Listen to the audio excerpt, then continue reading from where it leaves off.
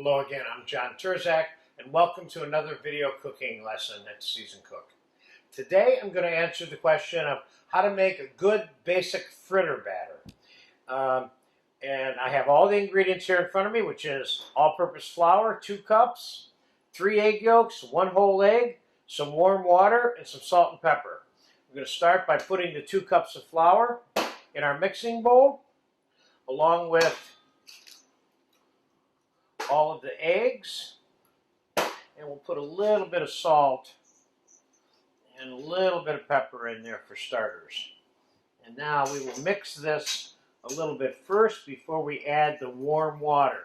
Now I am not going to, now I got it mixed enough to add some warm water. I want to get part of the mixture here mixed together so that it's easier to mix the rest of it together. So I started out with a quart of warm water there, and I'm not going to tell you exactly how much to put in here, but I'm going to talk to you about how much I think you should put in there. And the real question is how thick do you want your batter to be? Now, could I be putting chicken stock or orange juice or cranberry juice or beer or whatever in here as the liquid or in replacement of the water? Yes. Typically, this is made and allowed to rest to eliminate any air bubbles that you beat into it from mixing it. And then it's used for dipping foods in for frying. So I kind of like this texture right here. I'm making this particular batter to be stage 1 for a tempura batter, which will have beaten egg whites added into this batter, and I'm using this for frying artichoke hearts in another lesson in this frying class. But can I use this for fish? Yes. Can I make the tempura batter out of this, which I will show you in the frying fruits lesson? Can I use that for fish? Yes, absolutely. Okay, I think that's mixed enough for me. Now I'm going to strain this through a fine sieve.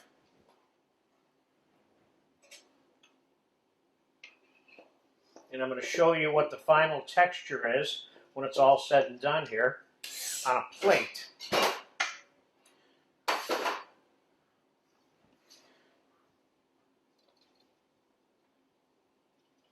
Now, after I have this strained, and either after it rests for a while or before I even put it to rest for a while, you can adjust the texture of the batter to your liking. Now, sometimes you want a really thin batter, and sometimes you want a thicker batter. So let's say you want a real thin batter, then you add a little, maybe another egg yolk or 2 to the initial mix so that it will cling as it fries and cooks better to the food that the batter is adhering to. I think I got enough of that out of there. Let's get rid of that. And then you can taste this for salt and pepper if you want. That seems a little bit thick for what I want, so I'm going to add a little bit more warm water, which means I've got about 2 cups of warm water total in this batter. I'm going to leave it alone like that. And I like that texture. Sometimes these batters look thin, but they're not. But you can see what the texture is on that one there. Okay, I've just showed you how to make a basic fritter batter. Now I'm going to show you how to take that fritter batter and turn it into what we call a soufflé fritter batter. That's one term that can be used to describe the lightness that beaten egg whites are going to create inside this fritter batter. So I have a half a cup of egg whites, and I have 2 cups of the fritter batter. So let's start beating the egg whites. And when they're stiff, we'll take them out and we're going to fold them into the batter. So we're going to fast forward right here a little bit. Okay, the egg whites are stiff enough. We want to be able to effectively fold them into the batter. So we'll take our beaten egg whites.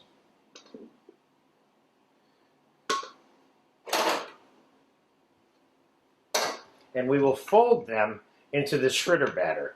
Now you can fold them with a whisk, or you can do what I'm doing. Now what do you do with this batter that you don't do with the plain batter? With this batter you use, first of all, this is like classic chili relleno batter. It's a soufflé lighter batter.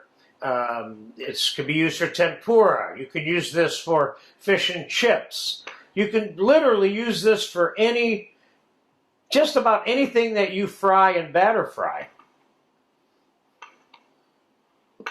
Okay, that's mixed enough for me. That's good. So what you will see, and you can find in the fried strawberry and banana video, we actually use this batter, which I'm about to make right after we finish this video. But that's what the texture of that fritter batter looks like. Now see how light that is? So I hope I answered your question of how to make a good basic fritter batter and how to make a soufflé fritter batter, which are kind of interchangeable in terms of things that they're used with.